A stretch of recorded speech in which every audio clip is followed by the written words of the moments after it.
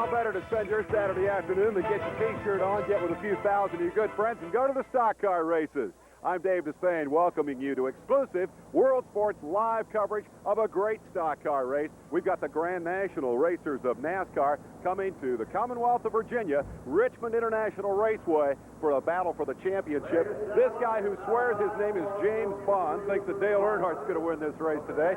Over here, these folks from Virginia are pulling for the Commonwealth favorite son. They said watch number 42, Elton Sawyer. I think this is the best seat in the house, right here with the fans. The only guy who would argue with that is way up top of this place, and he'll be calling the action today. Let's go topside for Ken Squire.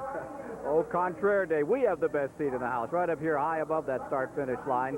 For 200 laps, 150 miles of competition on this three-quarter-mile highway to havoc or glory. 36 drivers have qualified for the $100,000 contest. And our expert and ardent fan, Johnny Hayes, how do you see it? Well, Ken, I think we have the perfect situation. We have all our Winston Cup heroes, high finance teams. We have Darrell Waltrip, Dale Earnhardt, Mark Martin, Harry Gant, going against a field of the top short track drivers in America. But there's something playing in their favor today. This is really a modified short track. So these big heroes might have a problem. So why don't y'all sit back and put on your seat belts, because my Grand National boys like to take the heroes for a ride today. Helping us to bring you the action today, one of the great talents of American stock car racing, Neil Bonnet. Neil, this is a new track as of a year ago. Tell us about this three-quarter-mile D-shape which they're going to be competing on. Ken, the first thing you have to take in consideration is this used to be a half-mile racetrack. They stepped it up to a little over three-quarters of a mile. They had to take the existing real estate, and that dictated the shape of the racetrack. It's a little bit unique in the design. Down the front straightaway, big wide straightaway, cars 2 and 3 abreast, but when you enter that first turn, they got a single file. The guy on the outside is going to be tiptoeing around. The worst place, the hardest place on the racetrack, exit at turn 2. We've had cars in the wall all week in practice. You're probably going to see some of that today. Back straightaway, big wide, lures you 3 abreast down through there, 2 or 3 abreast a lot of times. Same thing, narrow entry into 3, real wide exit off 4, the easiest part of the racetrack. The D-shape lets you really swing off the corner. You're going to see guys make the passes off 4 and then bunch up going in 1 again. It's going to be some sparks flying. These Winston Cup guys really on these other guys' turf, and they want to get after them. And it will be at an average speed of 118 miles per hour that they cover this turf this afternoon. So stand by for World Sports live flag-to-flag coverage of the Commonwealth 200 from Richmond.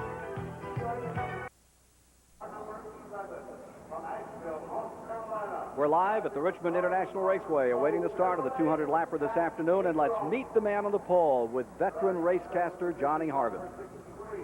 Hello, this is Charlie Harville, Ken. We're glad to be here, believe me. And Tommy Ellis has started on the pole more often than anybody in the history of Busch Grand National Series, but this is his first pole start of this season. You told me yesterday you might just race against the people who are close to you in the points, Tommy Houston and Rob Moroso and so forth. Well, basically what I meant was that's the main thing we've got. That's the main objective, is to race the people that we're racing against. If I'm running good enough to win, naturally I'm going to run hard all day. But if somebody gets putting pressure on me on my cars not performing well enough to win, then the second thought of mine is to race the guys that I'm racing against in the points. This is what I've got to do. If I can finish all the races and stay ahead of these guys, then I can win a championship. But you've got to finish all the races, and you've got to be able to beat them, you know, to get the points, to maintain the points that you've got, and you got to beat them to gain points. So basically, I've got to be concerned with these guys, and these are the guys that I've got to race. But we're here to win. We're going to try to win, and if everything goes right, we can put this Goo-Goo Cluster Buick in victory circle today. Okay, Tommy, thanks very much. Michael Waltrip will be starting on the outside of the front row. Mike Joy is with him. Thank you, Charlie. While Grand National regulars have the inside of the front 2 rows, it's Winston Cuppers on the outside. And Mike Waltrip, who won in this series at Indianapolis Raceway Park, has the outside pole. He's getting strapped in. He's got his weekly racing paper in here, and he looks a little warm already. That's about to change.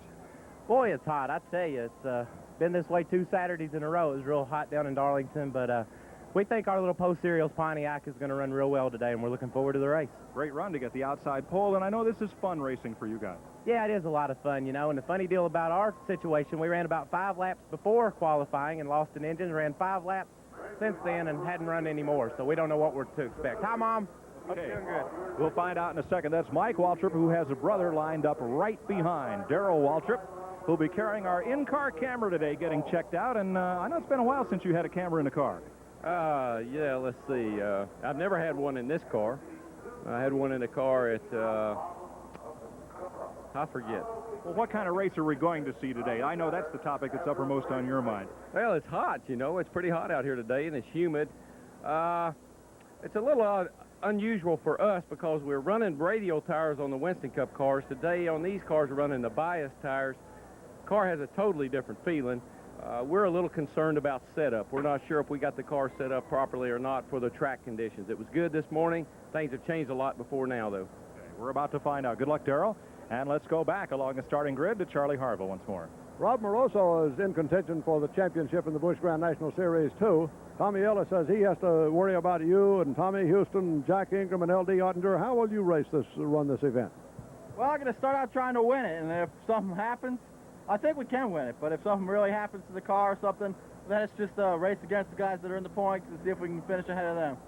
That's Rob Moroso, all set to race today. Dave Despain's up in the stands with the crowd. Dave, what do you see there? Well, I tell you what, we got a 3/4-mile battleground that's about to turn into a war zone. Got all those experts up on top, all those experts down on pit road. Young heroes ready to take on the big stars. Let's ask the real experts. Who's going to win this thing today?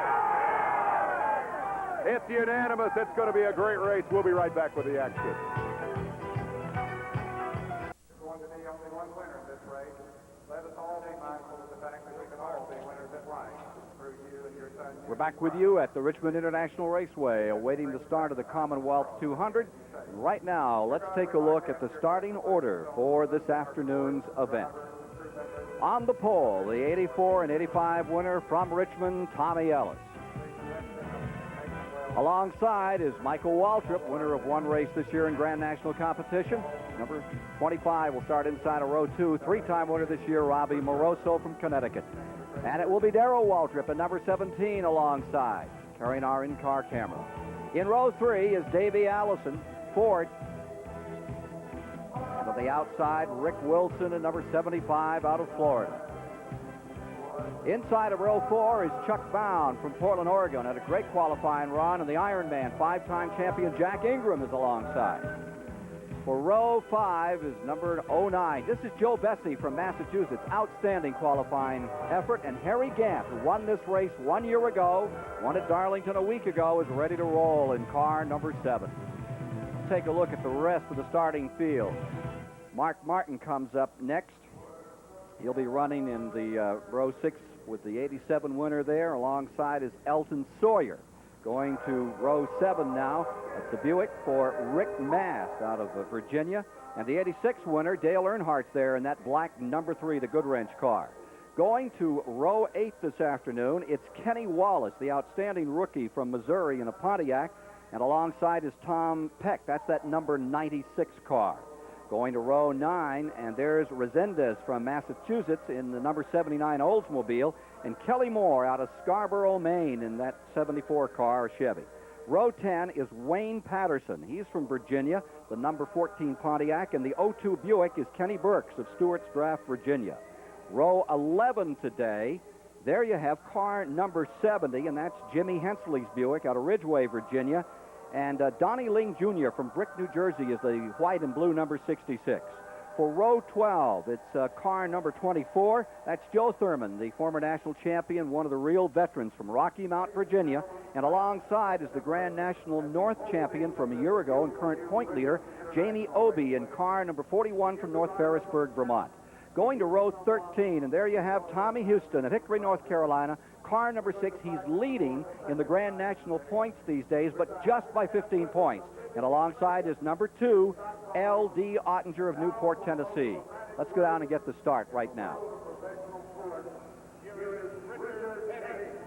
Gentlemen, start your engines. Richard Petty, synonymous with Richmond for so many years, commanding these Grand National cars to come to life. Car number 81, Bobby Hillen Jr. there out of Midland, Texas, and beside him will be Robert Presley in car number 59 to round out row 14. Moving to row 15 this afternoon, there you have car number 8, Bobby Hamilton in a Buick out of Nashville, Tennessee, and Jimmy Spencer's Pontiac. Now, Jimmy had 3 wins earlier this year, then went Winston Cup racing. Row 16 is Dana Patton car number 86, the white and red machine from Enfield, New Hampshire, and Randy LaJoy out of Connecticut in that number 34, that white Buick. Row 17 today is the Buick number 56. That is Ronald Cooper out of Georgia. And alongside, these are provisional starters here, Cooper and Bill Clark in his Pontiac. That's now listed as number 71. He's from Farmington, Massachusetts. The final row in the field, that's the 19 car, Steve Grissom from Gadsden, Alabama. And he's on baby watch today. He may leave this track at any moment as he's expecting his first at any minute. And beside him comes the Irish Angel in that Kelly Green, car number 0 from Kennebunkport, Maine. Their second most important person up there this summer, Dick McKay.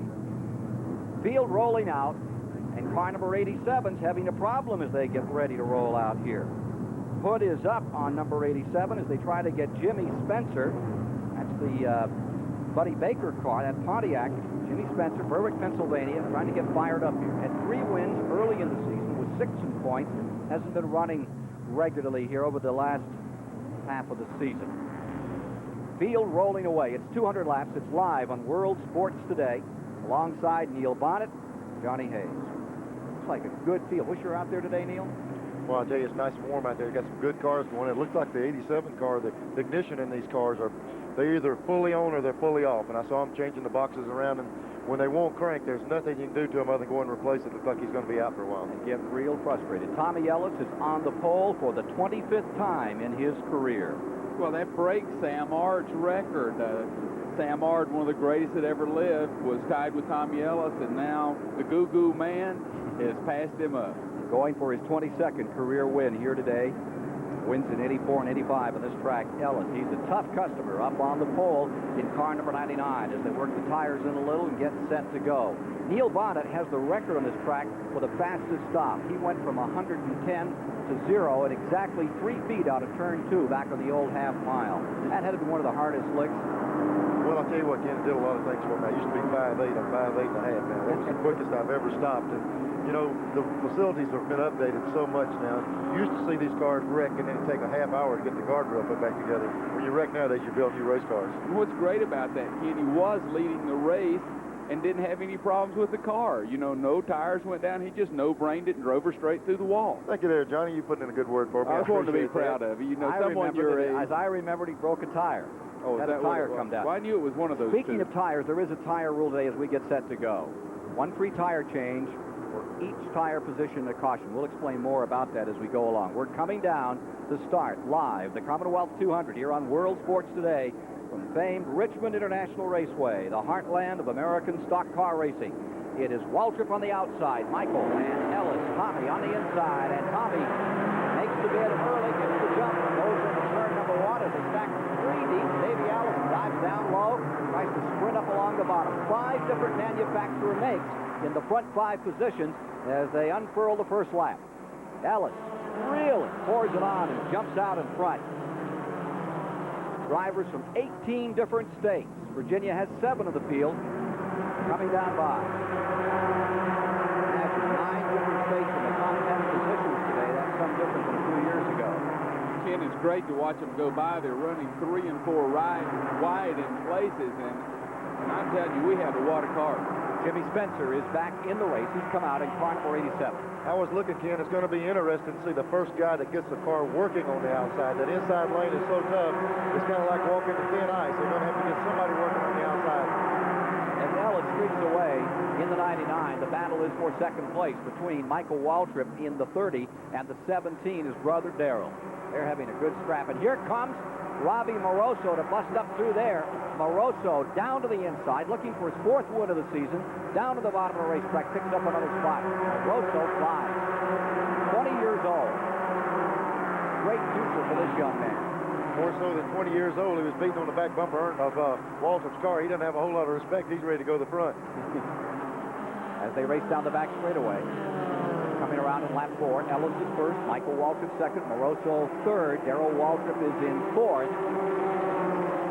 Back to the line, Chuck Bound holding 5th, Rick Wilson 6th, Davey Allison 7th, Mark Martin is 8th, and back in the pits again is car number 87. Spencer not off to a good start at all, going another lap down. There you see the interval between First and second as the 99. Ellis sprinted at the start and moved out in front. Led this race for a distance a year ago. Meanwhile, here's number 1, Mark Martin, trying to make a move as the two Fords run side by side down into the corner. Mark Martin on the bottom. Remember, he and Davey got in a real dogfight. We've got one car running very slowly. Bottom of the racetrack, Dana Patton in car number 86, the New Hampshire driver. Picks it back up. He lost it, gains it back, starts over. Here is Michael Waltrip, winner earlier this year at Indianapolis Raceway Park, closing on Tommy Ellis, defending Grand National champion. Distance as they come around, working lap number 7, about 3 car lengths. Back in third is Moroso, running fourth. It's Darrell Waltrip. In fifth, Chuck Bound. Maintaining sixth is Rick Wilson in the 75 car. Mark Martin and Davey Allison continuing their war. They headed out right to the finish at Bristol. Martin coming home victorious. Struggle for the lead. You want to lead this early if you can, Neil? I tell you what, I think Tommy's car is comfortable. He said before the show, if it's comfortable, he's going to lead. I don't think he's going to run the car in the ground. They're in a unique situation right now with the points battling. He must feel pretty comfortable to be out there, even though Mike's closed up on him. Car number 86 that had trouble earlier now slams the wall. Dana Patton puts it in the wall. First caution of the day comes in lap number 9. Turn number 2 is where it happened. Dana Patton down in car number 86. Runs on the Grand National North Circuit. Dana Patton from Enfield, New Hampshire. Parks his Buick in the concrete. Currently second up in the north. 9th year in racing. And it looks like it's the end of the day for car number 86. See if we can see what happened here. We are under caution. We'll be back with you shortly from Richmond International Raceway as Tommy Ellis is currently commanding the Commonwealth 200. We're back with you working the 13th lap, just back under green, and back in front goes Tommy Ellis as they scoot down the back straightaway of this 3/4-mile track. It's live on World Sports, the Commonwealth 200. Ellis is in front. 20-year-old Robbie Moroso is in second. Michael Waltrip is in third. Darrell Waltrip is maintaining the 4th position as that cluster of cars goes into turn 1. Now further back in the field, there you see the 75 car. This is a great fight. Rick Wilson there. Then here comes the 22 moving in. That's Rick Mast in the 8th position closing. He's jumped a couple of men since we came back under green. And Rick Mast seems to be on a roll here. Mark Martin is running fifth, the number 1 car. Back in front, Moroso, the youngster from New England, ready to challenge Tommy Ellis, 20-year veteran from Virginia. Ken, you know, Moroso's driving very aggressive today. He was beating on Darrell Waltrip, comes right back, beats on Michael, gets by him. Now he's going after Tommy Ellis, but you better tie it on if you're going to beat on that boy, because you're liable to be eating some cement wall. So he better be real careful with Tommy Ellis. Back straightaway. Now here you see number 30, Waltrip, trying to close in on those 2 leaders. That's number 30. Michael Waltrip maintaining 3rd spot and trying to move in on the leaders. There you have them, the 99 and the 25, and directly behind them comes Michael Waltrip. Good battle for the lead. This at lap 16 of 200. 1 caution flag already extended. Dana Patton crashing in turn 2. Gone back into the pit area, trying to get himself sorted out, and has come back on the track a lap down. Ken, this is just like a bunch of racers. The best I can recall about 5 minutes ago, these guys running first and second said they wasn't going to run their cars very hard, worried about the points. It looks to me like they're going at it pretty tough right now. Number 99 out in front. Closing in on Tommy Ellis as he streaks down into turn number 3 is this man. Number 25, Robbie Moroso, and here comes Michael Waltrip with him. Front 3 across the stripe and closing up is Mark Martin in 4th. Waltrip falls to 5th.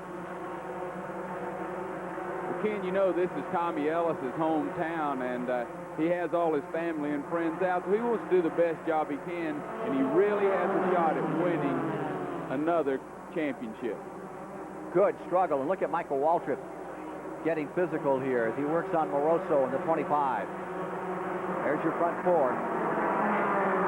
See, Mark Martin snuck in the picture now. He has his Ford going well, so now we're at the time that the Winston Cup guys are getting real close to the Grand National guys. Let's see what they do. Waltrip is there again. Michael in the number 30 looks to the inside on Moroso. Three-way tie for most wins this season. And it features Ellis, the leader, Moroso, the second man on this field, and Jimmy Spencer have all won 3 races. Here's Waltrip looking for his second one of the season. Sliding down to the inside. Mark Martin is in 4th. Darrell Waltrip 5th. Wilson in the number 75 lies 7th on the field. Or rather 6th on the field, and 7th is Rick Mass.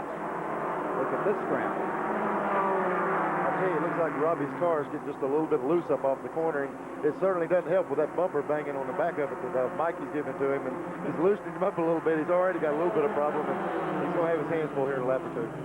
When they're loose like that, they don't get better. From the viewpoint of Darrell Waltrip, with our super close camera into this view down the main straightaway, running in 5th spot. What's great, Darrell's the cagey old veteran watching these 4 young guys beat each other's brains out. He's just waiting and watching and in a perfect spot. That's just the way he drives his race car, right, Neil? Yeah, you can always, that's perfect about being a cagey old veteran. You can lay back if you're running lousy, you can say you're being cagey. If you're being cagey, you can show it at the end. Pretty exciting when Waltrip takes you right down there in turn 4 to that fence. Separates the track from going into the pits. We'll get that again for you and let Neil talk a little bit about that.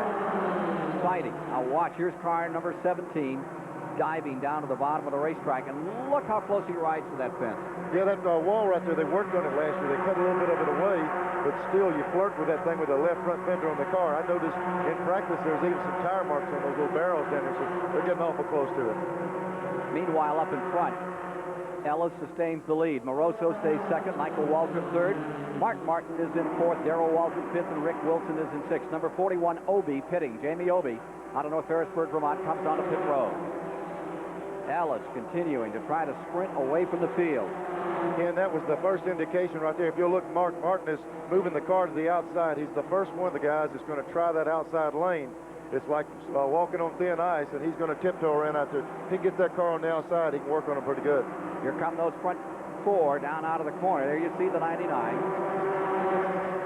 And behind them, see the blue number 1 at the end? That is the Mark Martin car. That's the Ford that scored the first Ford V6 victory in Grand National competition at Bristol.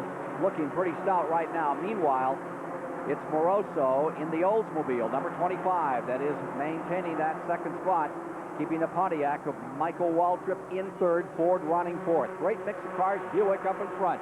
Front 4 positions, all different manufacturers. I tell you, the engine stuff has really been like a development program with these guys. The Buick motors, the few Fords that are involved right now, these guys are really doing some work.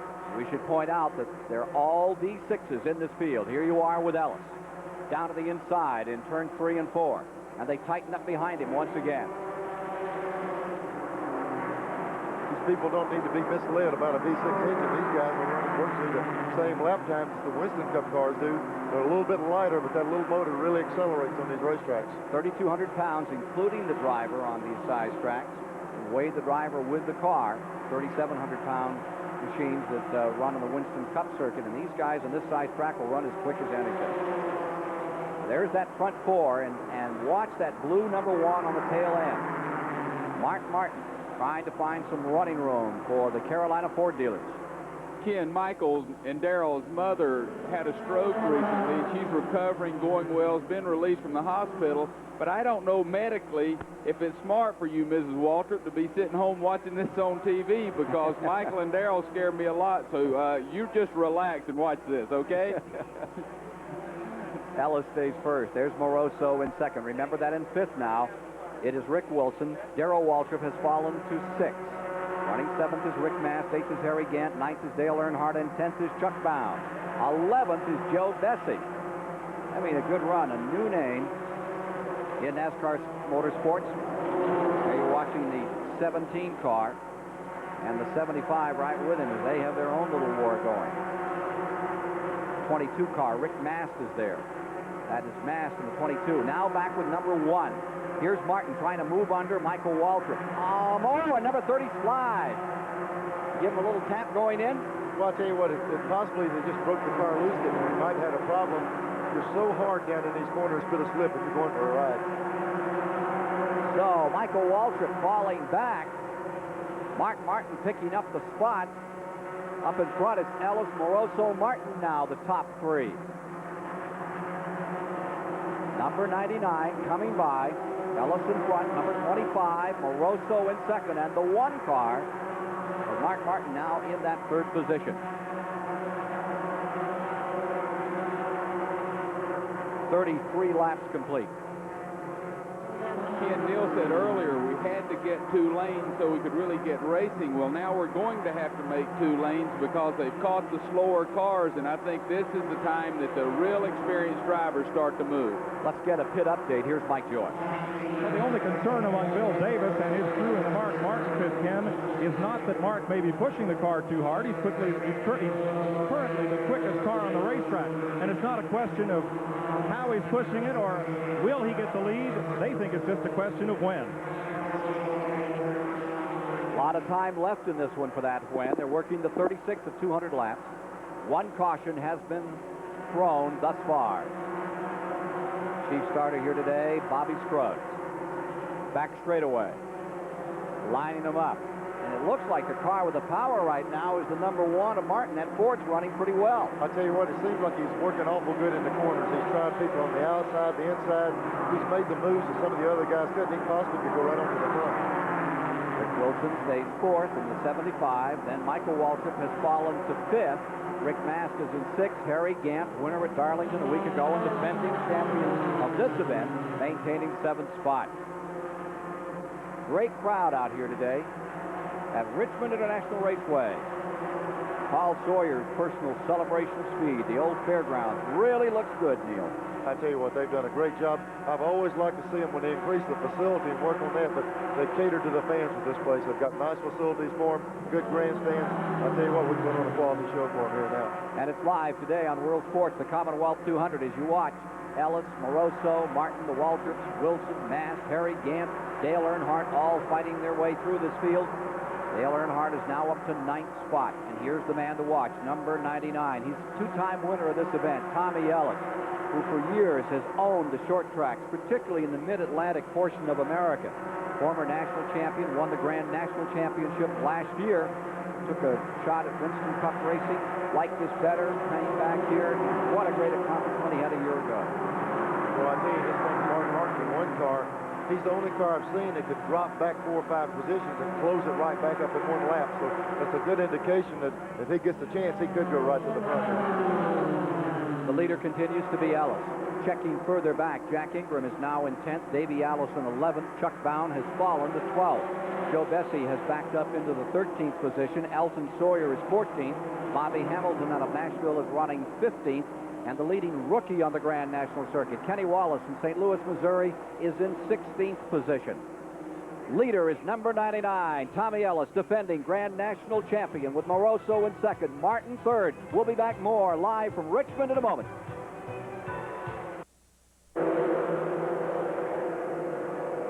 Well, all the folks in this row have been cheering for Mark Martin as he marches his way up through the field. We're at Richmond International Raceway. Grand National action has been spectacular. A couple of neat things happened while we were away, and Ken's going to tell you about it now as we get back to it here at Richmond. We are working lap number 47, David, and on lap 42-43, this man, Mark Martin, out of Batesville, Arkansas, sprung to the inside, made a tremendous move, and moved around Moroso, and now watch this move for the lead. They're going down the main straightaway. They have a car in the midst of the track, number 74. That's Kelly Moore out of Maine. And it is the number 1 car, and dragging with him Moroso into second place. Falling to third is Ellis. Here's your new leader looking for his second win of the season. Mark Martin puts the Ford back out in front. Gentlemen, surprised? Well, I think that's the crafty experience of Winston Cup racing, of catching people in traffic and using it. Take a look at this scramble as you watch number 1 for a moment. A little further back, the 30 and the 75. Rick Wilson is mixing it up with Michael Waltrip, as you saw there. Here's Mark Martin again. Now the leader, number 1. There's the 75 and 30. That's the battle for fourth spot. Rick Wilson, Michael Waltrip, and here comes Harry Gant. I think Harry Gant's really been on the move, and what's funny about these three drivers right here is they all fly in the same airplane, and Harry owns the airplane, so they better be careful or they may be walking back to North Carolina. They're closing on Ellis in the 99. Wilson. That was the Brad Teague ride, recall, that number 75 car for some time. Well, here's Wilson now, the Bartow, Florida campaigner, closing ground on Ellis on the outside. He brings with him Michael Waltrip and Harry Gant. Pass on the outside, 75 moving, high side of the racetrack, and Wilson swings around Ellis, and he brings car number 30 with him.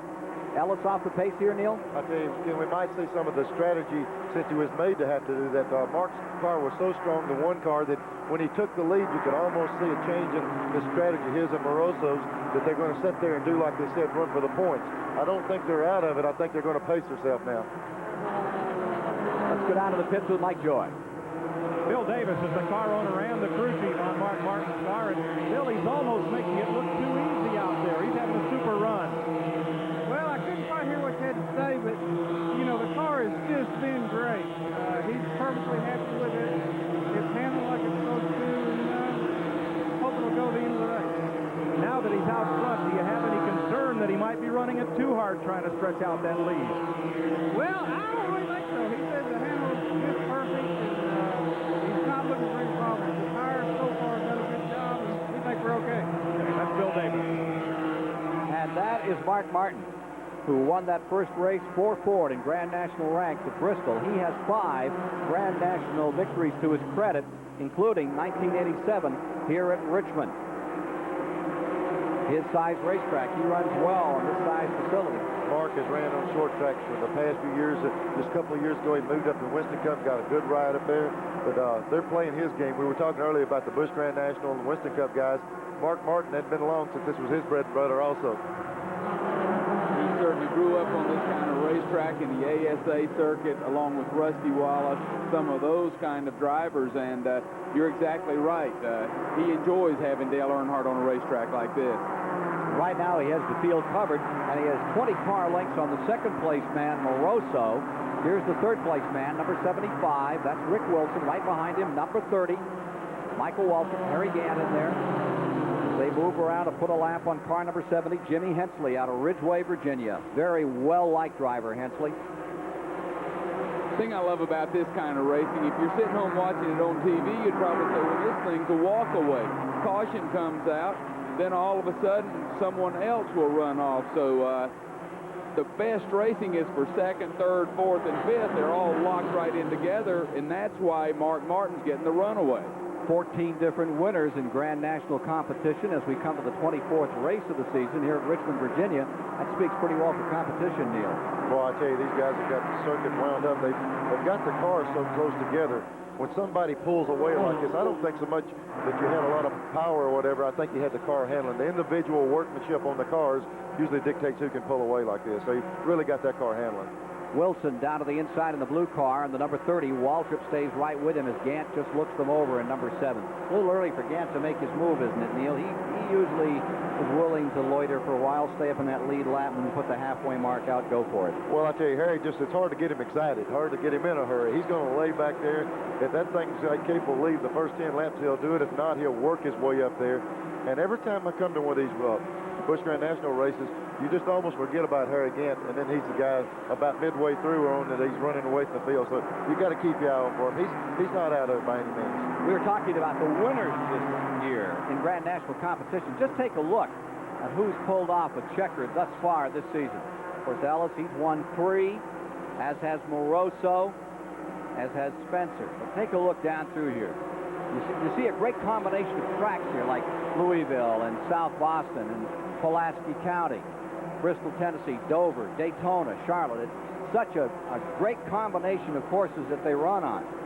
I tell you what, it sounds like fun. I tell you, I used to run 60 or 80 short tracks a year. These guys are the backbone of the sport. These guys are trying to win races here, but their next step is Winston Cup, so they got a lot to prove. They run all over the country, and they do a good job of it. growing larger and larger. It is the third racing class in America now, and money over $3 million in this series, $100,000 up for grabs today. Look at Gant there in that number 7 car, just trying to squeeze the trigger on Rick Wilson in 75, currently your third-place runner. Michael Waltrip made a great move going around his best friend, Rick Wilson, and he did pass him on the outside, so I do think we're going to start seeing a lot more side-by-side racing now. Yeah, as they go along, they're going to have to, Johnny. These things, the tires start giving up a little bit. You get some heat in the tires now. The adhesion's not there on the bottom of the racetrack.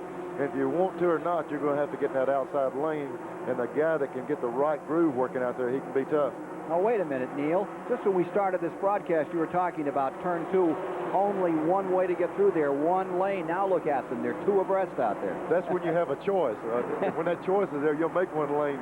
If somebody sticks that nose up under, you're going to have to figure it'll get way to get through there one way or the other. And I'll guarantee you there'll be a few tire marks on these cars before we're over here. Here's Charlie Harville. I'm in the 5th of the Google Muscle Racing team of Tommy Ellis, Mike Hillman, the crew chief. Mike, you started first and now faded back to 7th. What happened? Well, we started the race a little bit too tight, started pushing. The right front tire went. It's gone away now. We just dropped back, being careful, waiting to get the Google Cluster Buick in to put some tires on it and get it back to the front. That's Mike Hillman. The lady behind me is Brenda. She's keeping score. Look at this struggle here. Michael Waltrip around the outside in the car number 30. And he's around Moroso in the 25. And here comes the 75, Rick Wilson, this campaign for second spot. Michael Waltrip, who was there and got knocked out of the spot, fell back to 5th. Roars back up to take second place. Robbie Moroso is pinned on the outside. Rick Wilson working him on the bottom of the racetrack. The crafty old veteran Harry Gant going with Moroso, trying to get by his buddy Rick Wilson. So let's see if the crafty old veteran can pull it off. Oh, he did. He's getting a crafty old dent in the side of it there off the 75 car, so it's getting interesting. I think you're seeing these guys right now. They've used up the good part of those tires, and they're racing on their ability right now. And that outside lane gives you a little bit more room to slide. That seems like where they're working good now. That's where you need a dirt tracker, and Gant had that experience too. Look at him. Rim ride on the outside, number 7, the white number 7 in the 5th spot, Harry Gant. The only problem with that is that particular place they just exit that corner, you're dealing with about 6 inches of room there. That outside looks awful nice, but just the least bit of movement off that corner where you don't need to be, and they'll square the side of those race cars up. Harry Gant is the man on the move. Flying up through the field. Currently being shown in 3rd spot as Moroso falls to 4th. Back to 5th goes number 75, Rick Wilson. Mast is in 6th. Tommy Ellis is in 7th. Darrell Waltrip is a steady 8th out here. In 9th, Dale Earnhardt. He's waiting his time, going 10th. Is the car number 11, Jack Ingram. 11th is Bobby Hamilton. Joe Bessie back to 12th. He's picked up 1 spot. Moving around the lap, car number 75, Fazendas of Assens, Massachusetts. This is in turns 3 and 4. Here's number 7, Gant in the 3rd. Here's 75, Wilson up in there. Boy, Wilson is making a good run in this car. I'll tell you, they're racing on a part of this racetrack that hasn't even been touched all week long. These tracks, when we come in here, are virtually clean and spotless, and there's no tire marks out there. They just keep moving that line over and over. They're racing on a particular part of the track that's never been touched all week, so it's a new area for them out there. L.D. Ottinger about to go a lap down as car number 1, the blue Ford. Mark Martin stays first with 71 laps complete in the Commonwealth 200 at Richmond, Virginia. 200 Richmond International Raceway on a Saturday afternoon. Takes a pretty fair-sized kit to really be set to go to the races. You need your seat cushion, although everybody's been standing up all day watching the action. Cooler, all kinds of good cold things to drink in there. The action gets hot. You need a fan to keep yourself comfortable. The binoculars help you to see what's going on over on the far side of the racetrack. I got here a little bit too late. The chicken was all gone by the time I arrived. But the most important thing to have is somebody who's a whole lot of fun to enjoy the races with. Are you having fun here today? Definitely. Definitely. We are too. Nice to be here for the action. The action has slowed down for just a moment. Let's go back to Ken Squire and find out what the yellow flag's all about. Indeed, on lap 75, blown engine, Chuck Bound, car number 63 erupting down the back straightaway for the 35-year-old driver from Portland, Oregon. as his Pontiac expires. We go under our second caution of the day. That's only the second. He'll be the first retiree from the event. Chuck Bound losing an engine, and they're taking this opportunity to pit. From here, they can go home. Well, I'll tell you, they're getting some work done in a hurry. Gant jumped in there and was right back out. His crew made a good stop, but these guys are putting those tires on there. They just get two, as you said earlier, and they're sure going to feel good getting them on there. 150-mile race. The range is about 110 laps in this event, 110 miles in this event. So this is advantageous for them with 77 laps now on the board. Those leaders have been averaging about 114 miles per hour. They've lost just one car in the first 75 laps. Incredible competition. After these pit stops, it'll be fun to watch because it's the strategy we're talking about early. Mark Martin lost about 5 or 6 spots with those stops, and he's going to have to work his way back to front. So it'll be interesting to see if he can be that dominant coming through as he was earlier. Yeah, and when he came through there, I think, like I was talking about, he was the first guy to venture out there and try that new place, and a lot of the guys found what he did, and they're out there also. It's going to be interesting to see if he can work his way back in there. As they line up on a restart, Harry Gant is now out in front. Remember, he won it a year ago over Larry Pearson in second, Robbie Moroso in third, Ellis in fourth, and Steve Grissom had a great day. The Gadsden, Alabama driver a year back and finished fifth here. Gant now will have first and Michael Waltrip as they sort him out for a restart after we've had an engine unhinge on Chuck Bound's car. Bad break for the former winner of the Oxford 250, one of the biggest short track races in America. Is this the same Gant that we were talking about a while ago that all of a sudden he just pops up and he's up here right in the front? And, the one. Now, he might not have been a handful a while ago, but he's going to be sitting there now, and they're going to have to work to get around this man. He's tough, isn't he? He's tough, and that back of that car could be about 40 foot wide when you're leaving the race. You can pick the part of the real estate you want to use, and Harry's plenty capable of getting that thing around there in a hurry. Mr. Whitaker builds them that way. Ed Whitaker's Buick, driven by Harry Gant of Taylorsville, North Carolina. 1988 Richmond Commonwealth 200 winner. Qualified 10th for today's race. Won at Darlington a week ago and has 6 Grand National wins to his credit. Lines up on the point in the white number 7 car. We have one to go, Ken, and a couple cars really came close to getting lapped. Jack Ingram, one of the top people that's been running all day, did barely make it out. Waltrip, in-car camera. Exxon Superflow car back in 8th spot as we get ready to go again. There's one that hides in the manger, too, and is apt to show up when things get toward the end, Neil. Yeah, you know, you just almost forget about Darrell, and he's won so many races, and they said, where'd he come from? He came from a good ability to sit there and take care of that race car and use it when it was paid off, so he's still in there with them also. Patience is a virtue. Here they are, down to the line. Old truism really holds solid in this kind of racing. On the start, everybody away clean into one. The get-go, Tommy Ellis rolls it around as he tries to come up on the outside. So it looks like the 30 car's got a little bit of problem on the restart back there wiggling around. Falling back. He was up here on that start. Now he's dropping back. 1, 2, 3. He's all the way back to like 6th spot. And I'll tell you who's on the move is Tommy Houston. Houston's beginning to show some strength here this afternoon. We'll get to him in a moment as we follow Harry Gant into the back straightaway. There is Tommy Houston, and he's up there with Michael Waltrip. What a run Tommy Houston has made. Remember, he qualified way back in this event, 25th. He's the current leader in the... Oh, he's one car getting almost sideways. Down here in 1, picks it back up. There goes several of the cars beneath him. I think that was the car of Joe Thurman. Got a little loose. It went right in front of Rob Moroso and stuck him by, and a couple cars got by, and boy, we have a wad coming here. They are really after each other. Houston is in 3rd spot in that shakeout. 2nd spot is the Ford. Mark Martin pulling up into 2nd. Tommy Houston the 3rd. Moroso falls to 4th. The 0 car, McCabe, getting lapped by everybody back there. Here's that leader, number 7, Gant. Down across the line comes Harry Gant. Then there's a lap car, L.D. Ottinger.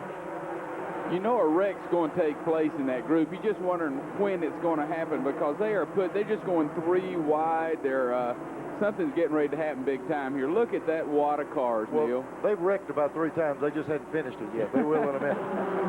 Unreal. Rick Mast in the 22 right up the middle, 3 wide all the way around the last lap. And the blue number 22 is there. And now you're with Darrell Waltrip as they continue to sort them out. What's hard flying through traffic. What's hard to believe about that is that's the part of racing that's fun. I know sitting up here it looks crazy to see those guys 3 and 4 abreast rooting and gouging around, but that's when racing is fun, when you feel like you've got control of that race car, making it do some things, and you see some things happening here. Now you're with Waltrip in the 17 car, back in 9th. Look at him work his way on the bottom of the racetrack.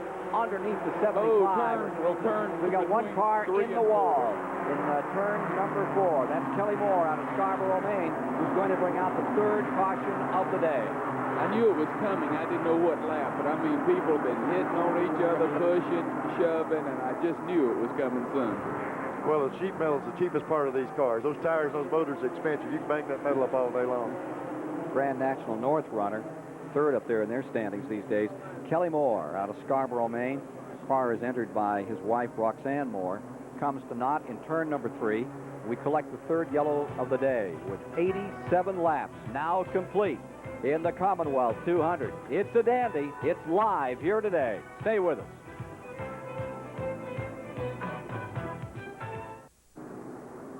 They're brooming down turn number 3, where Kelly Moore of Scarborough, Maine, has brought out our 3rd caution of the day as the field is working the 90th lap. Harry Gant continues out in front. Let's get this report from Mike Joy.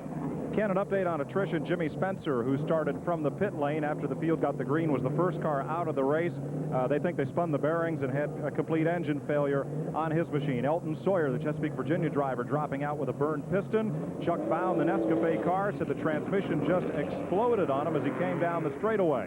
Steve Grissom's had a lengthy pit stop. They've changed carburetors on his Texas Pete car. That has not solved the problem. And now Kelly Moore is on pit road trying to repair crash damage. Preparing for a restart this time by. We'll go under green with Gant first. Mark Martin's number 1 in 2nd. Tommy Houston from 25th up to 3rd. Robbie Moroso in 4th. Rick Mast in 5th. Rick Wilson is in 6th. Darrell Waltrip 7th. Michael Waltrip 8th. Dale Earnhardt is 9th. Bobby Hill in 10th. Kenny Wallace 11th. Davey Allison 12th. Kenny Burke's 13th as we get ready to roll once again around the 3/4 mile Richmond International Raceway. Great afternoon. A wonderful race thus far. Ken, Harry Gant had trouble coming up to speed on the restart a few seconds earlier, so let's see if he does that and has a problem, because L.D. Ottinger might get that lap back. Coming to the stripe, Gant trying to get a jump. Saw the start, 17, Waltrip's car, and as they fly down into turn number 1, Gant off to a good start this time. You see those front 3 lap cars are up on the high side. Cars in the lead lap on the bottom of the racetrack on that start. Back straightaway, the 7. The Buick stays in front of the Ford, and here comes the Ford down to the inside. Charging into turn number 4, number 1. Makes the run. Mark Martin Motors to the bottom of the racetrack. Harry Gant on the high side into turn number 1. It's Mark Martin pushing that Ford back into the lead. Meanwhile, number 6, Tommy Houston and his Buick creeps ever closer. Leader, number 1, Martin. Gant back to 2nd in turn 4. 93 laps complete this time by.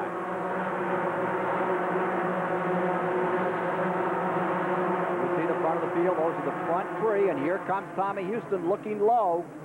The old Southern Biscuit number 6. Sounds like you need Garrison Keeler to do an announcement about that car. They're going to switch sponsors next year. They'll be with roses for Tommy Houston, who is currently number 1 in the standings by just 15 points over Tommy Ellis.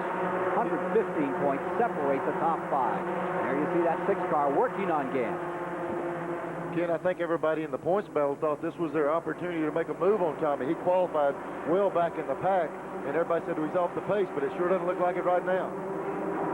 Battle ensuing for 2nd spot, and look at this number 7 car taking the high line. Trying to hold Houston, the number 6, who pulls up on the bottom of the racetrack. Tommy Houston away into 2nd spot, ready to challenge the Ford to lead. And look at this scramble. Here's the 75, Rick Wilson holding Moroso high. Waltrip clambering up through into 7th. This is fun. Look at the Waltrip brothers, side by side, pushing on each other. Ms. Waltrip, don't you watch this stuff. Here's Darrell down to the inside. Darrell's being ugly to Michael, Ms. Waltrip. Darrell Waltrip pinning his brother on the outside. Moroso comes out a little sideways, just behind this number 17 car. Waltrip clambering up through now, making a run on the 75 car, Rick Wilson. We're riding with Darrell Waltrip as he closes up another time with our live coverage here today of the Commonwealth 200. Look at those cars bob and weave. You know, I tell you, looking on the camera here, he's got better shocks on this car than I do. Mine bounces around a little bit. That camera must be on a little bit of suspension travel there. I tell you, that Rick Mast is really making the move. Number 22 car just jumped under Tommy Houston. Tommy Houston falling back as Mast pulls up, goes into third. Rick Wilson right with him, and Darrell Waltrip. Well, they swapped every lap out here. Here's the number 22 coming to halfway. What happens on a deal like that, Neil? He drives right by Harry Gant, pulls up, and then all of a sudden 4 cars drive by you. Well, when that race restarted, those tires are nice and cool. After this thing balances out with hot tires, the guys that got the chances right will come to the front. Scramble for third. Mast and 75. Deadlock. Waltrip right with him. Halfway this time by. 100 down, 100 to go. Look at this fight. Ooh, give him another fender. Full contact stock car racing. And here comes Waltrip to the inside. They're 3 deep now as Waltrip peers to the bottom of the racetrack, finds the hole. Number 17 diving down low. He gets number 75. Wilson goes for number 22. Rick Mast. What a run by Waltrip as they stacked him 3 wide out of turn 4. Darrell Waltrip, bottom of the racetrack. Rick Mast. Tremendous runner, this Mast in the 22. Well, we got so many good races all around this racetrack, we can't cover them all, but I'm telling you, these guys are getting after each other. I tell you, Darrell and Earnhardt have the Chevrolet V6s. Most of the other cars had the Buick V6s with a one Ford V6 up front, so looks like Waltrip's little V6 is working pretty good in that Chevrolet. That A.G. Dillard car, number 22, stays right there. 17 peels to the bottom of the racetrack another time. Mast is 32 years old and a great driver. You know, his father-in-law owns a race car. Old racing Virginia family. Number 17. Back comes Waltrip again. In fact, back comes the Waltrips again. 17 and 30. Michael right there with him. 22. Rick Mast, the blue white numeral car, who qualified 13th in his 190th start, hangs right in there for third spot as Mark Martin continues to lead. Gantz in second. Look at this fight. 22 is there, 75, and back comes Waltrip on the inside. 17 down to the bottom. Here's Tommy Houston getting edged a little by Bobby Hamilton in the 81, and Waltrip up in front is trying to, again on the bottom of the racetrack. Darrell Waltrip trying under that 75. Look at this fight. Here he is. Looks like he put a wheel into him. Yeah, you know, going that corner, it's just hard to keep a car down. And that little bit of contact there is just normal on a track like this. You stick it under and it doesn't stick, but you've got to try it. You've got to put it in there so the car stay on the bottom. Darrell Waltrip has a good bite on the bottom of the racetrack. Seems to run lower and stronger there than anybody else at the moment. Well, he stayed there longer than anyone has. It works the motor a little bit harder, has to really strain up off the corner. But that thing is working good. Here comes old Mikey. He's going to try it a while. And Rick Wilson trying the bottom for a moment. Let's see if Mikey helps his brother or helps Rick Wilson. Now, that'll be interesting because he and Rick are best friends. Well, he helped Rick Wilson. Sorry. I think he helped Mikey. He's checking out. Yeah. Darrell Waltrip in 5th. Correct that. Michael Waltrip now in 5th. Darrell falls to 6th. 7th is Moroso. 8th, Bobby Hillen. Up to 9th comes Earnhardt. 10th is Tommy Houston. Remember, he came all the way up in there. Tommy now falls back into the 10th position. Running 11th, Bobby Hamilton. 12th, the rookie Kenny Wallace. 13th, Davey Allison. 14th, Kenny Burks. 15th is Ronald Cooper, and then Tom Peck is 16th. So that's how they sugar it off here at 108 laps complete in the Commonwealth 200 as Mark Martin looks for his second Ford V6 win.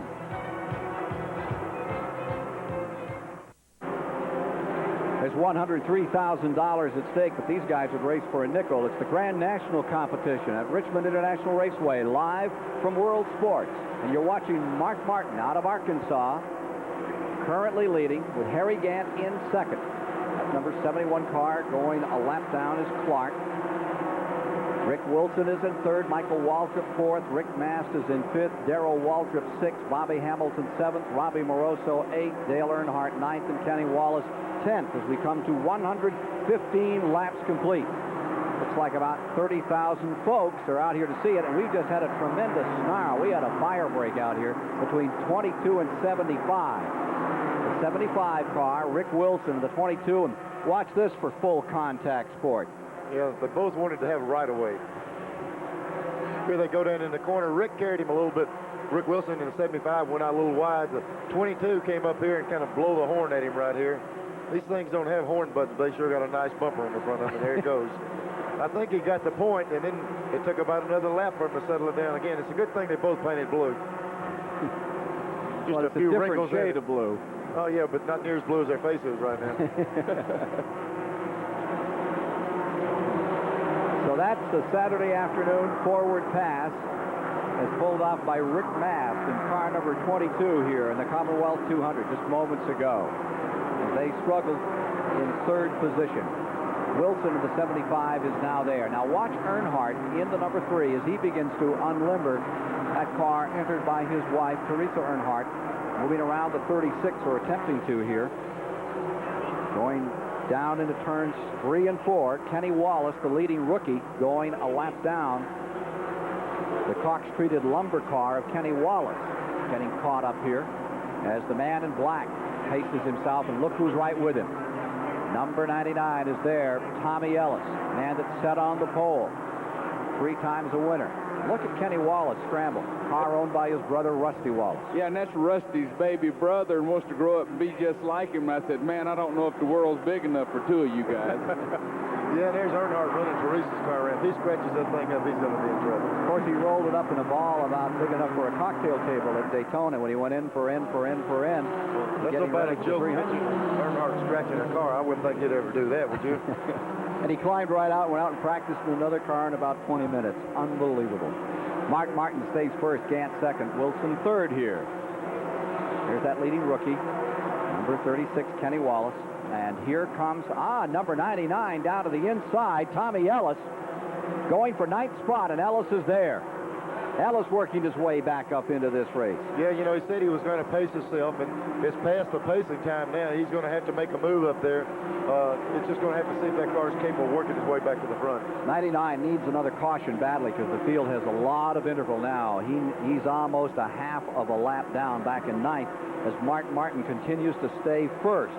Martin, present time, has about 22 car lengths over Harry Gant in second. Rick Wilson is in third, and those leaders have some interval on them right now. The Davey Allison car is slowed on the backstretch. It's coming into the pit. Well, that's unfortunate for Davey, who's still looking for a fourth V6 victory for his team. Davey Allison in the Texaco Antifreeze, car number 28, the 28-year-old driver from Hueytown. He's just had one top 5 finish this year, and that was 5th up at Nazareth, Pennsylvania. Caution out! Yellow is on the track. The 02 car bounced off the wall and got it going back in the right direction, so I think he's okay. May have dropped some pieces, so we're under caution once again as car number 02 had itself a problem out here today. Kenny Burke's Buick out of Stewart's Draft, Virginia. Got the 4th caution. This is exactly what Tommy Ellis and several of those boys are looking for, because this is getting to shootout time. You know, Davey just having that problem just before the caution came out. They just owned one V6 motor. Robert Yates built that engine, and it was the only one in captivity, so Davey might have to put a set of pedals in that thing to finish. Kenny Burks bringing out this caution period, giving the field time to congregate under a caution flag up in front, and we'll be back with more of the action. There's plenty of it at Richmond this afternoon live.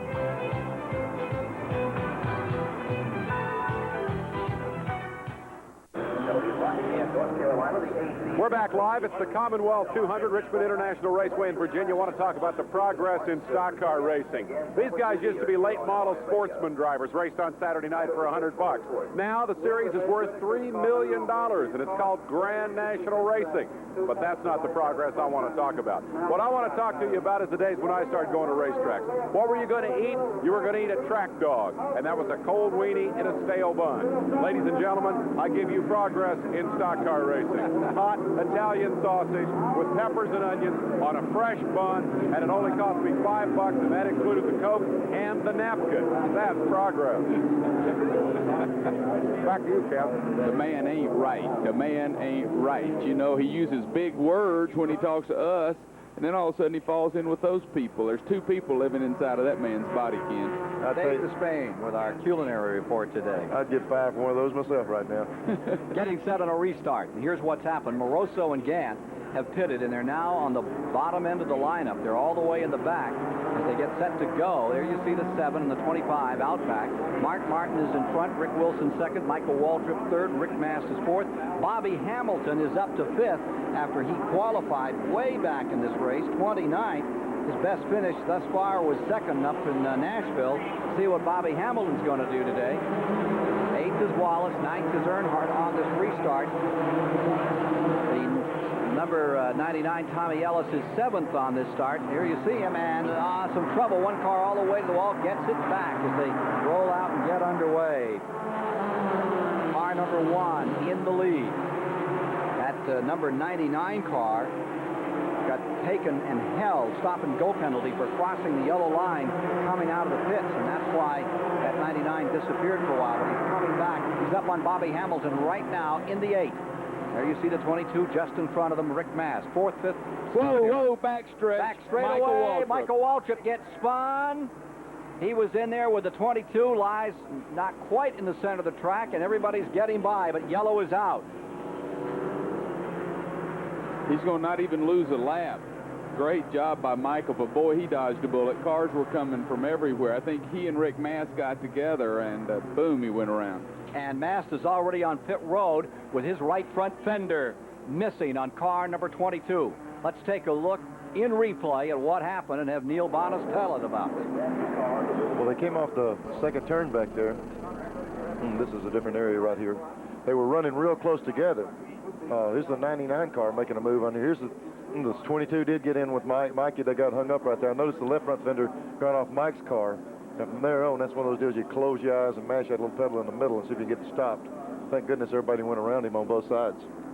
So both the 22 and the 30 sustained some damage. 30 is back out. It's crumpled a little. The 22 is missing fender. They're in with a hood up on Rick Mast's car, which was running 4th when that took place. That was a 3rd and 4th place shunt.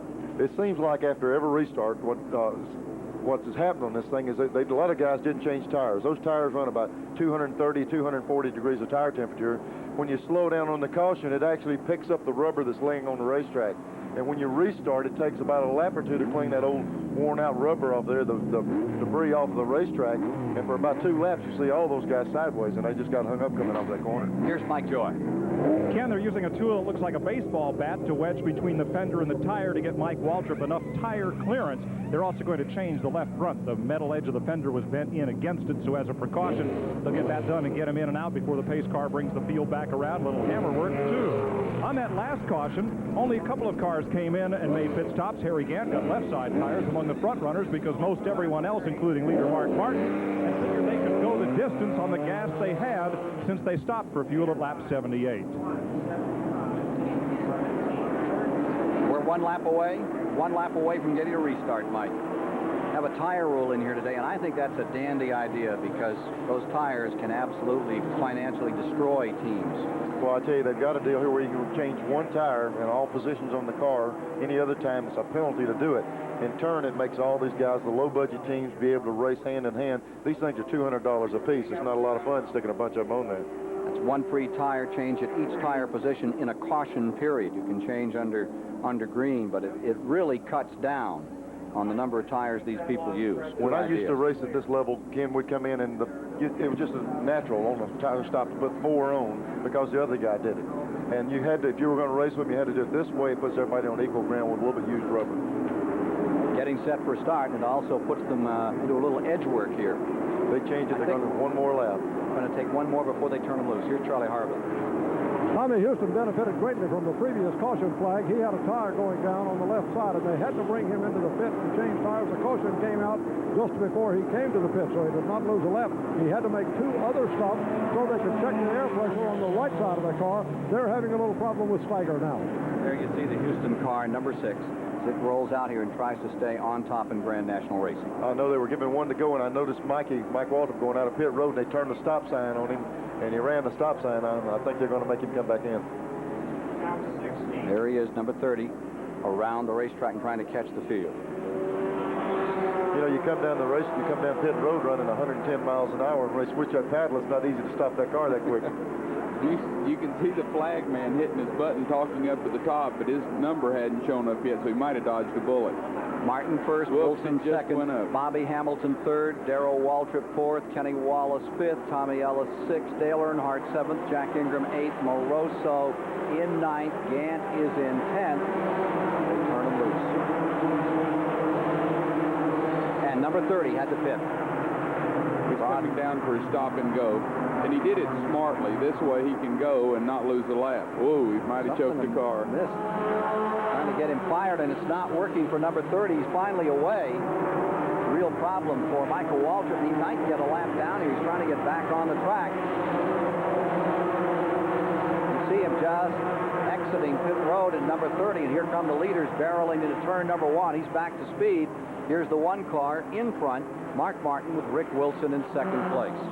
Well, I'm sure Mark Martin needs to see that because Mike, it'll be hard to get around Mike. Darrell Waltrip up to 4th spot, and directly in front of him is Bobby Hamilton in the 8th, who's making a tremendous run. Meanwhile, take a look up here. Here's the 75, Rick Wilson, down to the bottom, and he uses up some sheet metal as he goes beneath car number 1, and Hamilton, the youngster in number 8, is up in there trying to get through. Battle for second spot. Take a look at this. Bobby Hamilton. Best finish to date was his home track. He was the former track champion. Hamilton in the 8th, running wheel to wheel with Mark Martin. And Hamilton picks up another spot. This is the guy that we talked about earlier this season that we thought we were going to see a lot more of. And look at him out here mixing it up right now with Mark Martin. Great struggle for second place. Meanwhile, Wilson's trying to run off and high. Well, Rick flat slam dunked him going into turn 1, moved him up.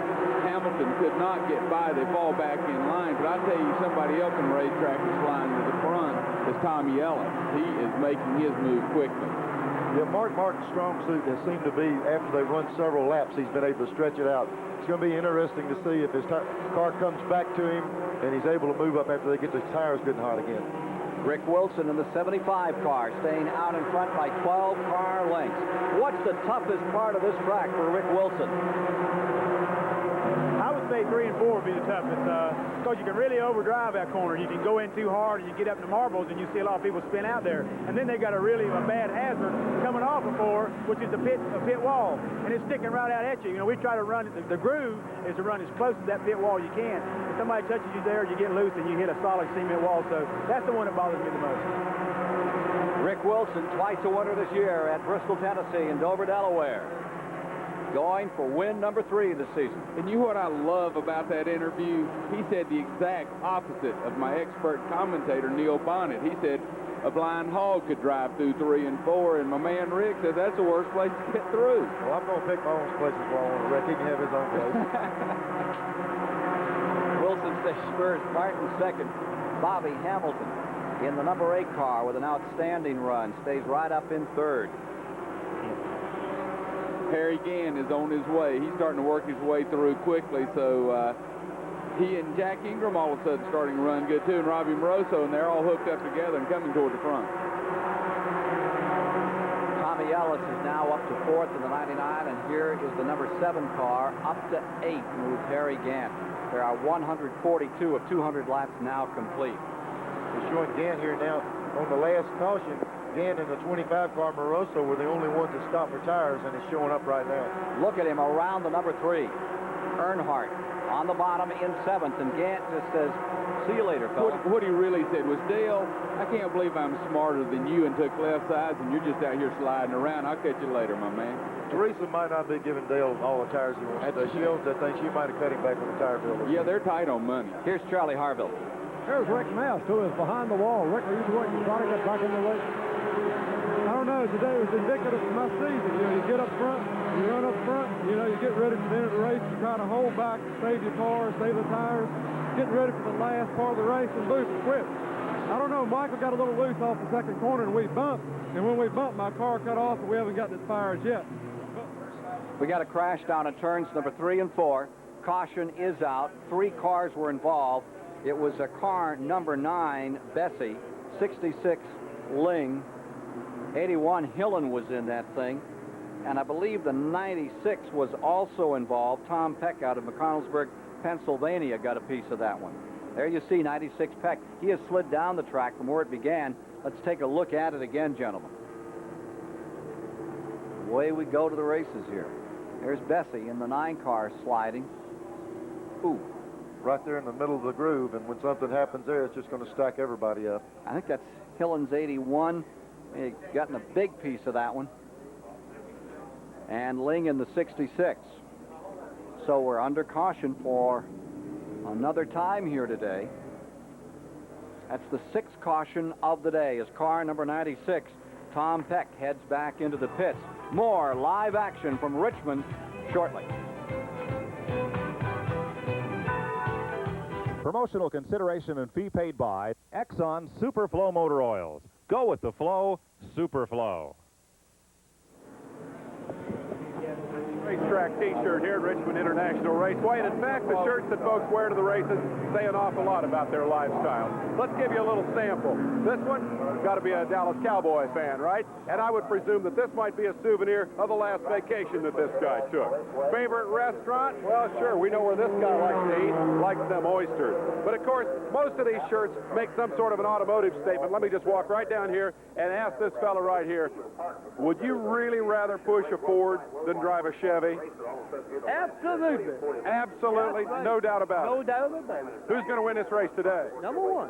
He's pulling for a Ford today, ladies and gentlemen. Let's go back outside with Ken Squire.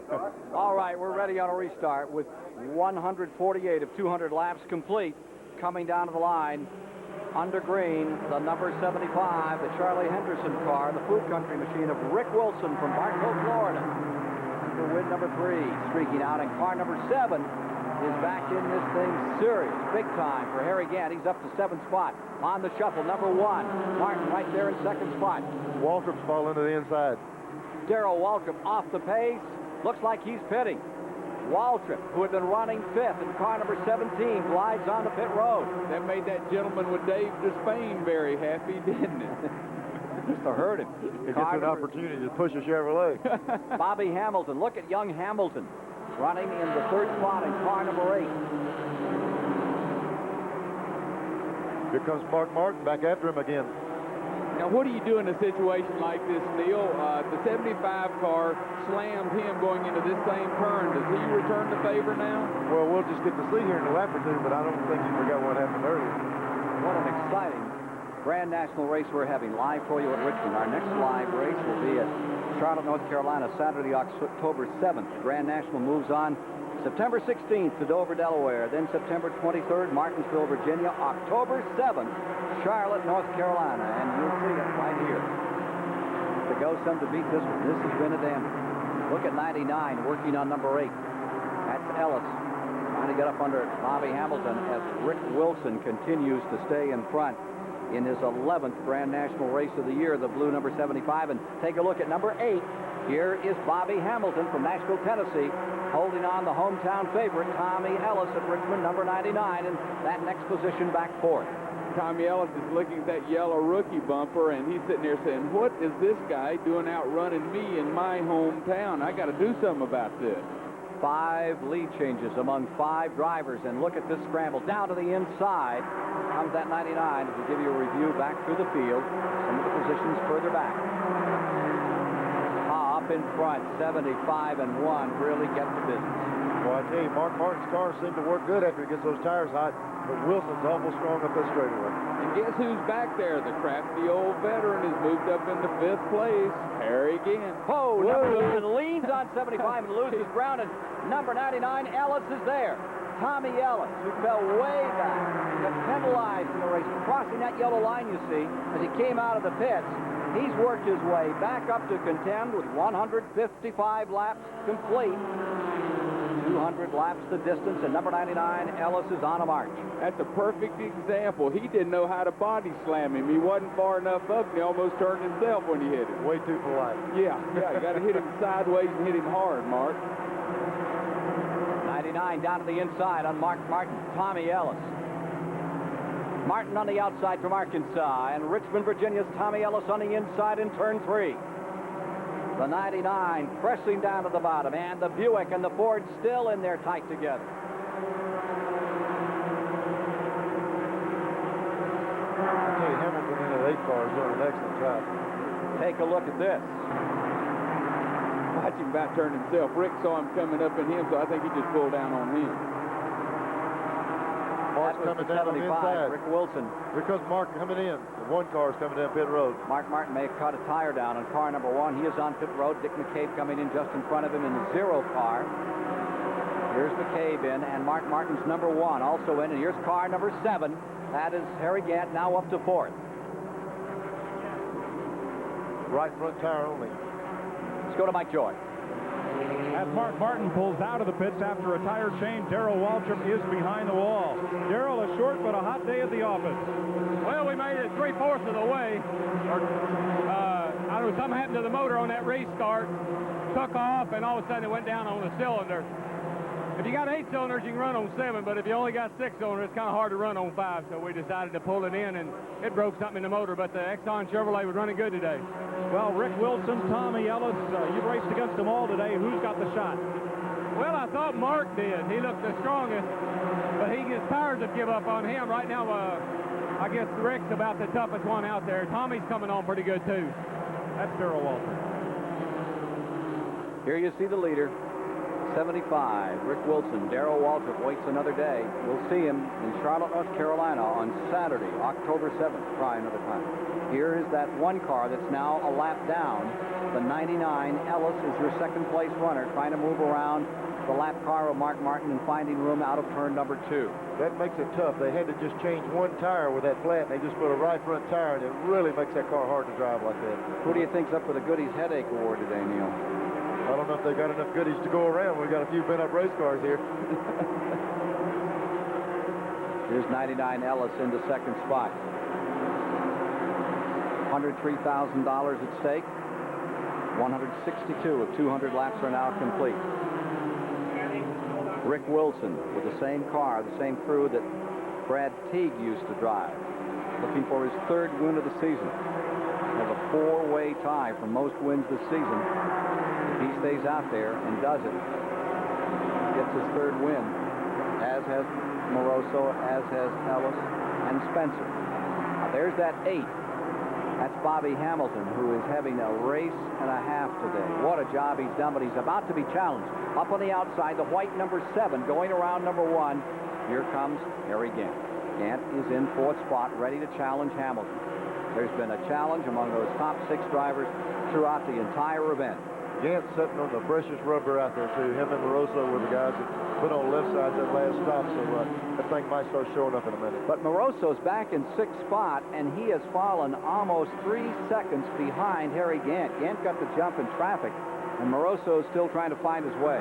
Well, I think that's the experience of working race traffic, and I think that's one of the things Moroso will learn and have to learn next year to compete in the Winston Cup level.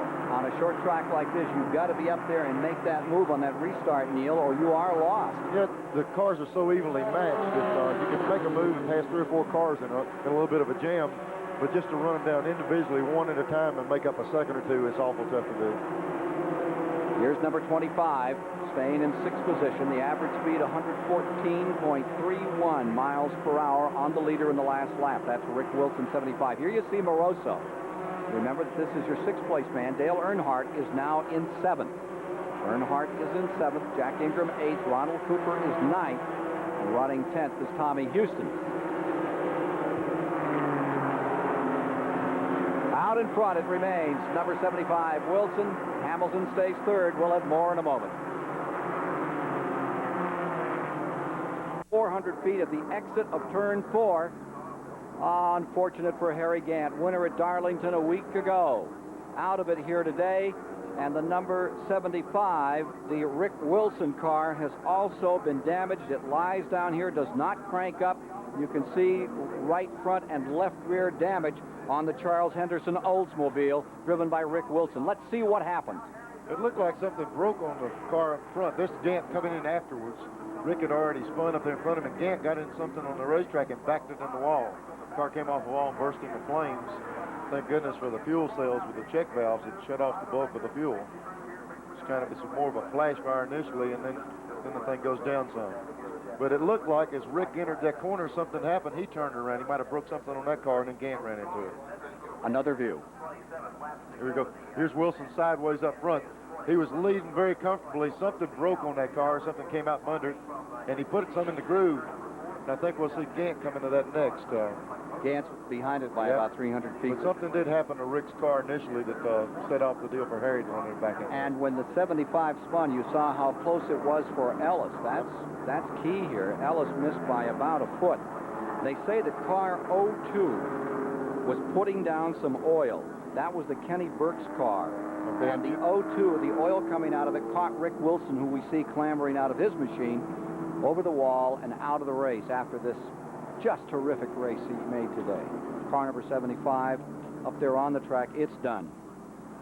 Yeah, I knew when you turned in that corner, the car just turned around on him all of a sudden. It had to be something, either his car or something on the track, because he had no control of it. We'll be back with a word with Rick Wilson and Harry Gant shortly here at the Richmond International Raceway, where 174 of 200 laps are complete, and Bobby Hamilton of Nashville is now the leader.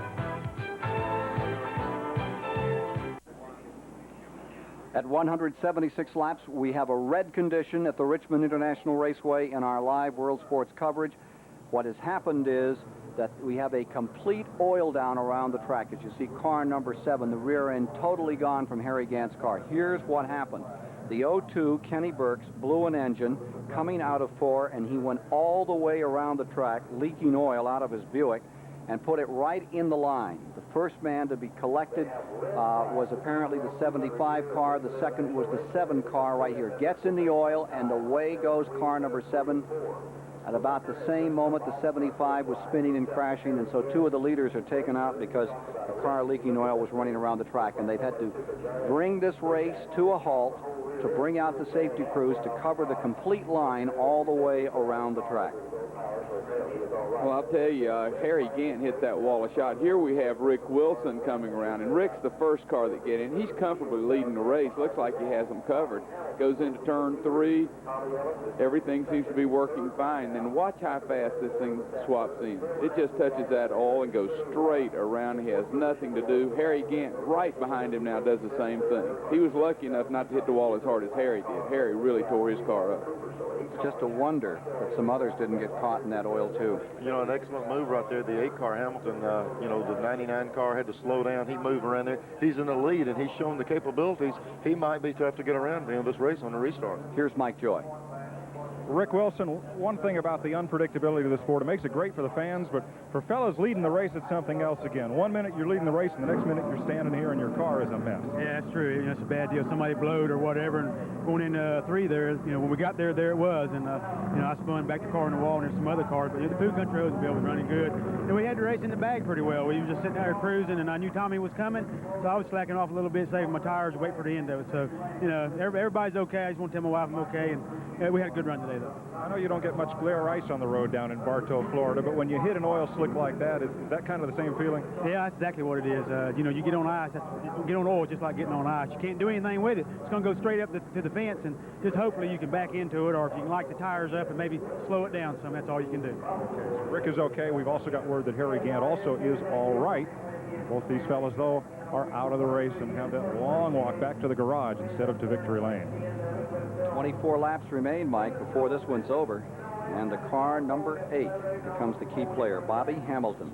The Philbert Martucci car, Lightning 7 fans Buick, out of Nashville, Tennessee. 1987 Nashville track champion, now is on the point. And he's got his hands full with Tommy Ellis in second. Kenny Wallace, the leading rookie candidate of 1989 in Grand Nationals, up to third. Robbie Moroso's in fourth. Jack Ingram is in fifth. Earnhardt is in sixth. Tommy Houston is seventh. Ronald Cooper eighth. Mark Martin ninth, a lap down. Front eight are in the lead lap. Martin is in ninth, a lap down. L.D. Ottinger will be 10th. Randy LaJoie from Connecticut will be 11th. Michael Waltrip will be 12th, and Bobby Hillin 13th when they get set on a restart, which we expect will be very, very shortly. The field just about organized down here in turn number 1, waiting for them to turn them loose. It looks like the biggest problem, Ken, is this track is so large now, I don't think the truck could physically carry enough oil dry to put down totally around this racetrack, and I'm telling you, he put it from one end to the other. One thing sets Tommy Ellis apart from the pack of Grand National Championship contenders. The title they're all chasing. Tommy already has taken one. Tommy Ellis. He's a throwback to a time when men went about the sport of stock car racing with little concern for public image or marketing position. I'm certainly no pretty boy. I'm pretty self-made. I believe in doing things my way. It's been successful for me to a point, and it's hurt me to a point. Ellis's way of doing things nearly brought his driving career to an end.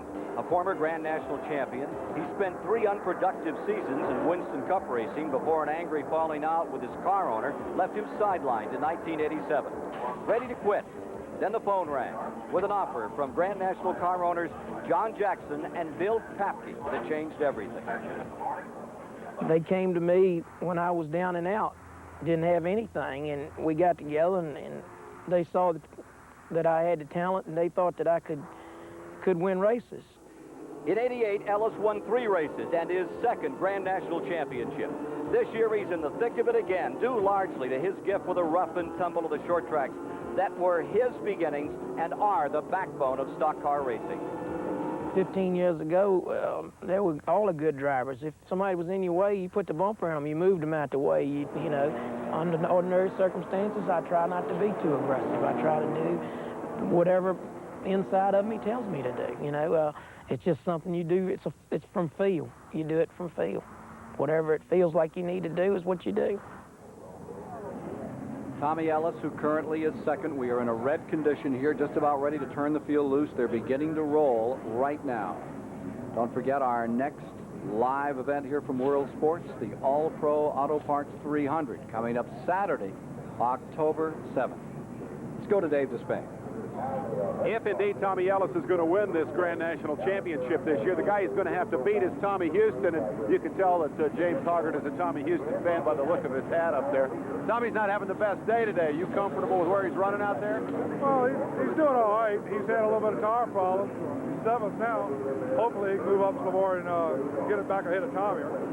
How do you see this championship shaking down? He had a pretty good lead, and then after Darlington, he only had 15 points coming into this one. Do you think he's going to win it? Well, I believe so. Tommy's been running good all season. He's had some problems, been in a few wrecks that weren't really his fault, but other than that, he's been doing real good. There's a man who thinks that he's going to pull out that championship. We're back underway with the race cars. Let's go back to Ken Squire. Getting set to run once again as Tommy Houston will lie 7th on this restart. Ken, Tommy Ellis is a throwback, as he said. He's a real aggressive driver. He has a sort of a strong temper, and he'll stand up to you real quick, not unlike Dale Earnhardt or a Rusty Wallace type situation. He married a beautiful lady a few years ago that miled that temper down real bad, and he's getting right humble now. I mean, I used to look up to him like he was really one of the tough guys. Now he's turned a little wimpy since he married that wife, so that's probably the best thing that ever happened, because she sure took the fire out of that man. I can't wait to tell him you said he was wimpy. We'll see how much power he's got. 177 laps are complete. We're running again, and the laps are counting. Anybody got any nominees for that Goody's Headache Award? I think it's a co-award this year between Ford Gant and effort made by Rick Wilson that got stymied up here in the wall. They were both running excellent. Mark had trouble, with the tires. It's hard to say. And later we'll be taking a look at that True Value Award for the top mechanic in the race. I think we got to wait for the end of it to see how that's going to be decided as Bobby Hamilton stays first. Here you see Wallace, the 36 car that is third as they get set to go. I'm anxious to see on this restart because Mark Martin is so strong and been so good. He's going to try to get his lap back. Will Tommy Ellis follow him right through and jump in there to the lead? Because I think if Tommy Ellis gets in front, he's going to be almost impossible to beat. I'd like to say hello to Tim Sullivan watching down in Florida today. He's recovering from eye surgery. One of the folks responsible for Motor Racing Network years ago on the mend. Glad to know things are better, Tim. Just about set to go. You're going to like this one with Hamilton up in front, Tommy Ellis in second, Kenny Wallace third, Moroso fourth, Jack Ingram fifth, Dale Earnhardt sixth, Tommy Houston seventh, Ronald Cooper eighth. Those are the drivers in the lead lap as we get set to settle it. 179 will be complete when they come down to take green in this 200-lap event on the 3/4 mile Richmond International Raceway. Great scramble all afternoon. Wild action, as always, in NASCAR's $3 million series, the Grand National ranks. To the stripe, flag is out, and Hamilton busts out. Bobby Hamilton is away. Here comes Ellis with him now. The 8 car, the Buick.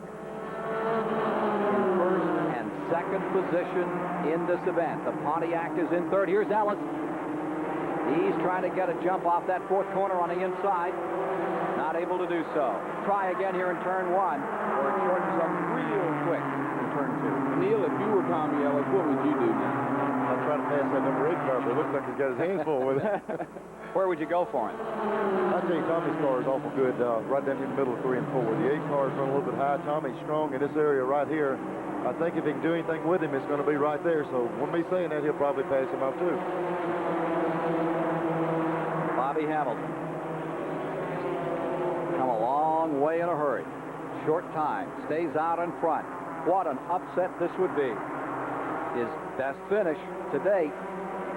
Second at Nashville and a third at Myrtle Beach. Here comes Ellis down on the inside. Has the drop? No. Half a car length. Back goes number 8, Wallace. He qualified 29th. He's fought his way through the field. Currently 15th in points in NASCAR's Grand National ranks. Showed up at the beginning of this year, and they were touting him over in Nashville. Said, this is your next Waltrip. This is your next Earnhardt. And everybody said, oh, sure. But look at it. Running smoothly. Lots of pressure on it. Getting a wheel out of line right here in 1. And Ellis, the wily veteran, stays right on it. Wallace stays third. Moroso is in 4th. Now 183 of the 200 laps complete. We'll be back for the finish at Richmond in a moment.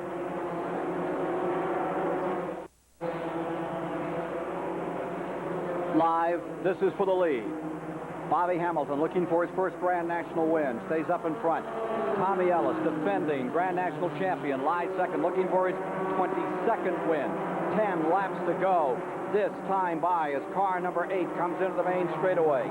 The crew chief on this car, and give him that True Value Award for putting one together that's come all the way from the 29th position to get up in here. Kip McCord, who was the crew chief a year ago for Mike Alexander. What a job he has done for Hamilton. He's with Mike Joy. He's no stranger to victory lane, Ken, but Kip, has he got the savvy to pull it off, your young driver? I don't know. He's gotten real excited here lately. He said he had never been in that position. I think he's doing a good job. I hope he can keep his composure and pull it off. We had a problem about halfway during the race. His mirror fell off, so our spotters kind of had to drive him through traffic. And he's doing a pretty good job. And I don't know, maybe he'll pull it off. Well, like Satchel Paige never said, if you can't see behind you, you don't know what's gaining on you. Thanks, Mike. Here's car number 8 leading. Here's Ellis closing again. 192, working 193 right now as number 8 stays in front. And you see that yellow rookie stripe on the rear fender, on the rear bumper of car number 8 as it comes off turn 4. A little smoke there. He's smoking those tires. He's driving it as hard as it'll go, and he sure is holding. Tommy's tried and fired his best shot. And I think if he can just hold out there, I think he can win this thing. Looks awful good, I tell you. You don't need a bumper. I mean, you don't need a mirror with Tommy back there. If he gets close, he'll feel him. Car length away. Coming by, 194 complete this time. Ellis on home turf. Won here twice in the old days in the half mile. Set on the pole today in 99. And the 8 car was just another car in the field when it all got started. And look at him now from 29th position. Young Bobby Hamilton of Nashville, Tennessee, just having an outstanding run. Well, if Tommy Ellis does not win this race, and the 8 car is able to hold on, I've got to compliment on Tommy Ellis from coming all the way from the back of the field, and he did have a chance to lay the fender to him one time earlier and did not, and that's really neat. Well, we've joked all day off and on about these guys bumping around. That's just a part of this type of racing, but Tommy Ellis gave the boy plenty of room, and I'm telling you, he's doing an excellent job. Here's his wife looking on, coming down to the end of this one. Hamilton staying first. That just gave me cold chills to see her excitement. You know, she can't stand it. I wish she'd just go in the truck. I mean, this is hero stuff. I mean, this is a kid that's a rookie going to win the big time. This is going to the bank. Yes, sir. This ever happened to you, Neil? Well, it's been a long time since I won one. I'm having to think back a little bit, but it sure is a lot of fun when you do. Well, you may be seeing a little history here today. Bobby Hamilton looking to win his first Grand National race. Stays in front, 197. Now complete. Bobby Scruggs, the NASCAR starter, about to put the 2-lap marker on the field. Down to it. He's smoking those tires off 4. He's getting everything it's got right now. 32 years old. Grew up in the old Nashville Fairgrounds. Comes here to the Richmond, Virginia Fairgrounds and has this spectacular performance going. Down to the inside comes 99. Here's Ellis. He knows it's showtime. White flag is out. 1 to go. Ellis closes in turn number 1. Tommy Ellis, this is it. Into 1. Ellis diving lower. Moves in. Creeping closer out of turn number 2. Back straightaway. Rookie Hamilton holding on. Ellis falls back a little going into number 3. We're into traffic. Can't watch. We're into traffic as we come out of number 4, coming down to the line. And a new winner, the 15th different winner of 1989 in NASCAR Grand National Racing, and you're about to meet a new star. Hamilton does it. He beats the Earnhardts. He beats the Waltrips, the Tommy Ellises, the Morosos, teams that everyone thought were going to have a great day here today. There's a new name, and it's a big surprise. We'll meet him in a moment. And what I love, he really doesn't have a sponsor on the side. There he has one on the hood, but I tell you, there's liable to be something written on the side of that car real soon. Well, that Lighting and Fans outfit have been with him since the outset of his Grand National run. And what a day for Filbert Martuzzi, the car owner. And they pull into victory lane. There's going to be some excitement there, and the old cars are steaming. I tell you what, Ken, they might as well go down and take a little bit of that yellow tape off, make that thing a little bit smaller. He doesn't need that much anymore. Ellis and Houston now not just 9 points apart as they get ready for Dover, Delaware, September the 16th. It's a great race for Hamilton. What a great day for Grand National Racing. A surprise, that's what you like to see, as a new guy break through and beat the venerable champions of this great racing division. Grand National ranks was where you really started. I tell you what, I looked down there.